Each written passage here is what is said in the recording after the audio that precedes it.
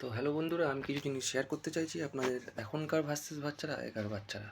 তো আমি অভিষেক শুরু করতে চলেছি আমাদের ভিডিও। আগেকার বাচ্চারা বেসিক্যালি কী করতো?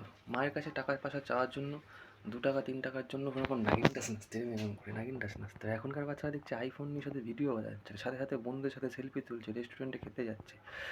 সেটা বড় কথা না। আমাদের সময় মা বাবার কাছে টাকা পয়সা চাইতে গেলে মা বাবা দোকানে থাপ্পড় মেরে গালে জিজ্ঞাসা করতে, বেটা কোথায় যাচ্ছি? 2 টাকা আইসক্রিম কিনতে গেলে আমাদের 2 দিন ধরে নাগিন নাচ এরমভাবে নাচতে হতো।